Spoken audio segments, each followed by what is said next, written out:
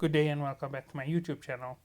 So today's video isn't going to be the solo mission because unfortunately last night in my carelessness I ended up getting my ship bust before I collected all the gear to be able to take on the solo missions. And as a result I don't have any equipment to run on my ship against regular encounters at the moment. I can't even do a T6 encounter with the gear I have because my training is so focused onto shields. So as a result, I'm actually going to be discussing the different ways of continuing on with the lower grade ships and the higher grade ships, and how do you know the difference between the two. So you're into discussion of trainer, standard edition, and naval navy class vessel. Sorry about that. So what is the difference between the three? Now I can actually show it to you in the market if I go in and I'm lucky enough that there's a full list of 3 ships. But your trainer is generally your weakest ship. And as I said, if you can get good with a trainer, you can be unbelievable with a Navy class vessel. So, first thing for you to think about is you need to get a trainer class vessel. Now, what trainer class vessel are you going to go for? You're going to go for the trainer class in the type of weapons that you're going to use. Hence the reason why I'm using the Caracal, because it has missile adaptation. And when it comes to the rest of your upgrades, it's actually going to follow the same suit regardless of what ship you're using. So I'm first going to view the trainer. Okay, so here we go. All the stats are up. 1 drone, 4 weapon slots, 2 medium slots, 3 low slots, and 4 rigs total. 2 engineering and 2 weapon class rigs or support class rigs. Okay, and let's look at the stats. Fair armor, fair velocity, okay output, okay capacitor. Alright, so we looked at the basics on this. And this is the reason why you have the ship, because it has the bonus for missiles. Now the next one is going to be your standard. And here all of a sudden, if you look at it carefully, you'll see that there's a difference. There's now 4 low slots.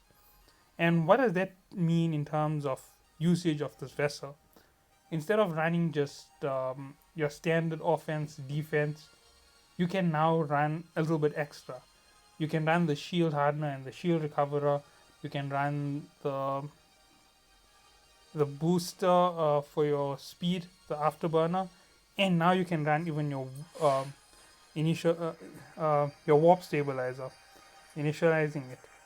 And what is that going to do for you? It's going to give you that ability to last in a fight that little bit longer, give you that little edge so that you don't have to swap out gear. And now let's look at the top class ship, the Navy issue. Okay, now right at the top, you can see it has extra benefits for everything. It has 5 weapon slots, 3 mid slots, 4 low slots, and it has 4 rigs again. But now let's look at the stats, because I didn't mind looking at the stats for the medium class vessel because it's in between. We already know it's going to be in between. But when you look at the overall defense, from 7,500 to 11,500 is a massive step up. It's 4,000 power up.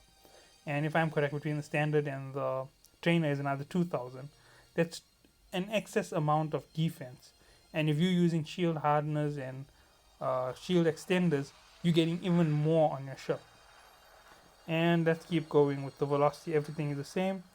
Power grid output 586. This means you can run all of that low slot without a big negative hitting you. And your capacitor is even bigger, 2056 gigajoules. So you're going to have even more at your disposal when it comes to taking on a battle. You can leave your shield emitters running, your shield regen running, or your armor regen running throughout your battle. It gives you that little edge.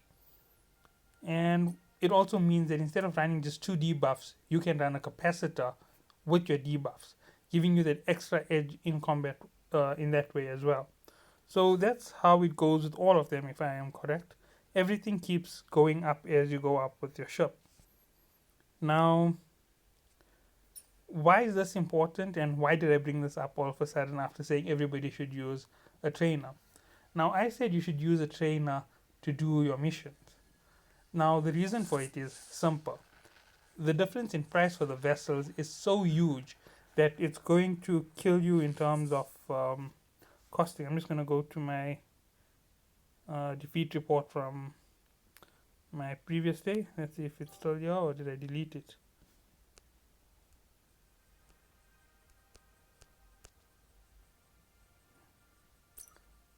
Okay, here's exactly what I'm going to show. If I didn't have insurance certificates, this is what this repair would have cost me. Now, obviously, I can't block out what gear I'm using, but you can see that I'm using Elite gear. As you can see right at the top, this year would have cost me 21 million just to repair the ship. That means it negates the reward from a small mission. Okay, let's keep going down. Challenger missiles were 2 million a piece yesterday, so that's 6 million in loss. That makes it a 27 million loss altogether almost. I lost a smuggler medium, and I lost a poser hardener shield. That is, what was it this morning? 9.8 and 1.2. That's another 11. That'll take it up to almost 37 million. My mid slot, I lost the regular energy drain. That's 500,000. So let's just leave it as 37 million ISK in losses. I also had a lot of things in my cargo hold. As you can see, I was actually getting ready to take on everything tomorrow. But I'm not even going to go through all of that. It gets more depressing as I go down. But nonetheless, what happened was I only have enough power to lock on to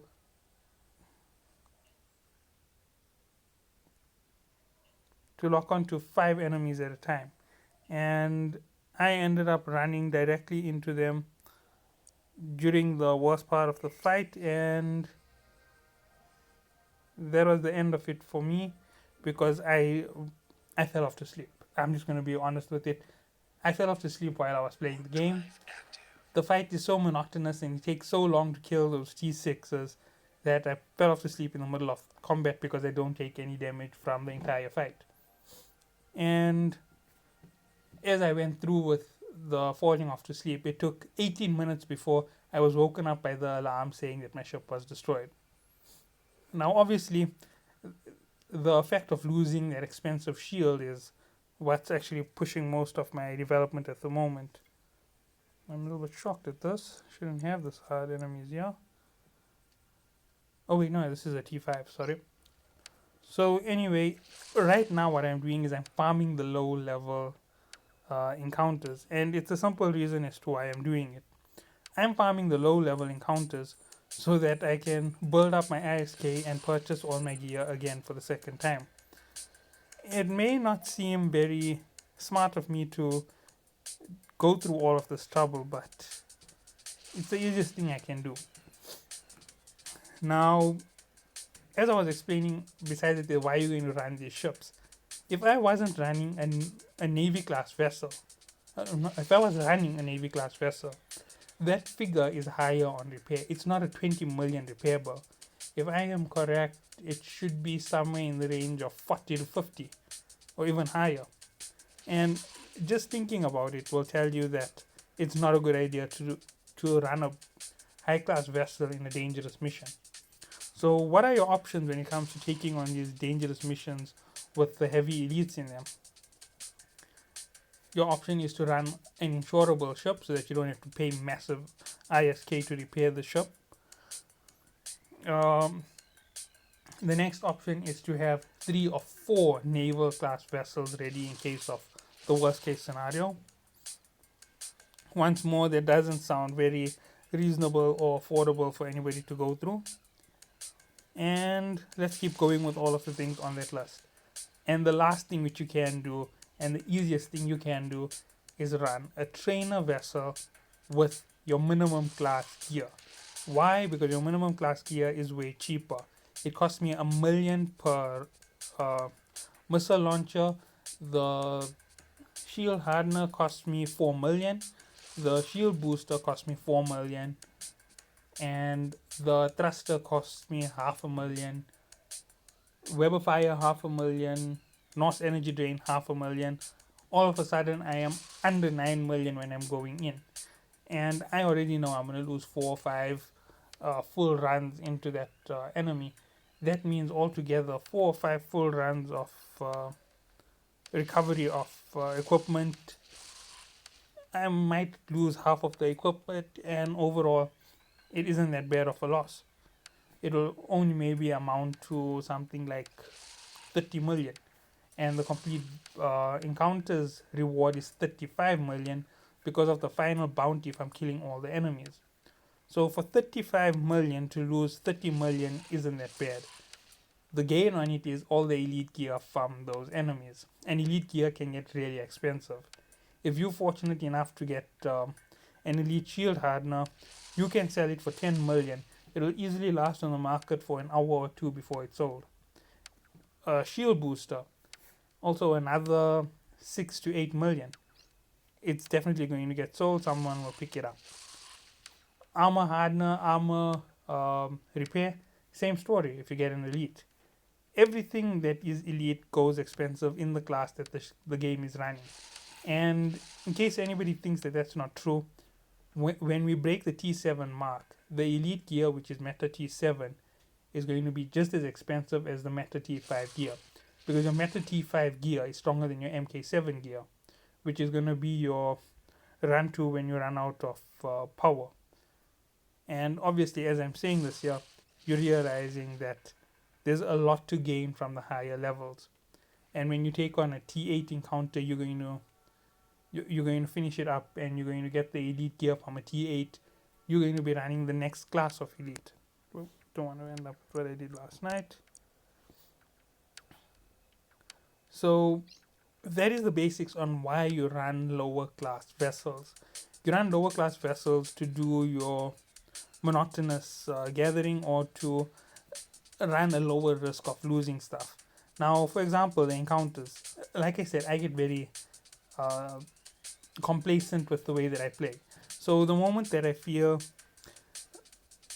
I have it in the bag, like right now I have all 5 targeted and I've already started shooting, I might as well just leave my phone down on a table on my bed on charge and go and do something else and come back, because the fight is that boring. It doesn't really have a dynamic in it, and most players have that type of level of skill when it comes to the game. So that is why running with your Navy class vessel into these small encounters will be a joke. You set it up, it has 5, you complete your target management, you have full range on, if I'm correct, it's +2. That will mean you can target up to 6 enemies at a go. Any encounter is a one shot with your naval vessel. You don't even have to worry about relocking onto targets. And that's just going to be about it for you. You're going to fly right through everybody. You're going to get all of your enemies destroyed, and you are going to be in the driving seat heading towards the next encounter. And no matter what happens, you always can recover whatever damage happens to your ship. I'm actually going to leave it to take full damage in this fight if it does take damage. And then I'm going to regen it when the round ends. Because I might actually run a similar setup for the small missions. I'm going to actually start it up later today, and tomorrow you most probably will catch me in the end of my small mission. So that's going to be it for this video. I know it's been a bit of a heavy ramble on the advantages of using smaller vessels, and there's a rumor going around about a 700 DPS vessel for a Caracal naval issue for one of the top players in the game. And what I can say about that is very impressive. It's very strong. But let me show you why I'm saying that it's not all that great. Let me open this. I am running at 188.17 with a MK5 level power on a trainer. He has one more weapon slot than me. That means if I was running a naval issue, I had one more weapon slot. I could have one more low slot. I could run a missile tracking system, increase my damage, increase my range, and overall, it's really a massive fighting vessel with just that little bit of an extra push to it. And he's obviously running even higher gear than what we're talking about here. He most probably already took out the, what is it? You get a blue shader on the side. I think that's naval class elite, and getting to that level means that you have that much more attack. What was it on the? I'm trying to calculate this, but on each one of your rigs, you get a rig 2 and a rig 3, if I'm correct. I'm not sure about the rig 3. I know I've seen rig 2s. But once you get to your higher level rigs, it means that you can increase your power so much more. If I was running a rig 2 on this particular vessel, on everything, rig 2 for my weapon slots, rig 2 for my engineering, I most probably would be running somewhere near 235 or 236 firepower. And if I upgrade my drone to a medium class drone, it's another maybe 290, maybe 300. But that's the thing, I can run a naval class at that power without that much of an increase, just an increase in my engineering. And that should just show that you don't have to spend heavy all the way. What you should be doing is saving up for the best ships. This ship is not the best. And when it comes to what is going to be the best for it, you just go into your industry, you go straight into manufacture, go into your ship and look for the best missile launching ship, or the best laser, or whatever ship you're going to be running. And just simple as this. This is cruisers. I'm actually going to have one of each, a freighter, destroyer, all the way down to the bottom. Here's something even better, if I'm correct. Sniper class vessel. 5 low slots, 3 engineering.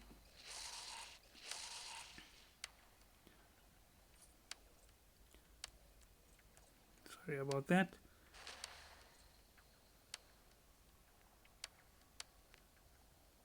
I think this is the very best vessel that you can get in the entire list. But obviously I wouldn't run this here. It's very powerful by the looks of it, but I'd rather run with my Caracal at the T8 level, because let's see what is the advantage. Extra weapon, extra low slot. Yeah, this is going to be a very powerful vessel when it comes time for it. And I would rather go and look at everything that I need to build this vessel, save it up, have it ready, and when it finally comes time, have somebody in my corp build it up, because I've donated all the materials needed for it. And it will become cheaper with those who are doing the industry side over those who try to do everything all at once, because you are never going to equate them when it comes to power. And as you can see, even with all of that, this was like, sorry about this, having a tough time getting to everything. Nothing worthwhile. Okay, so I'm going to call it here on this video. It's a long discussion video. So thank you for watching. Have a good day.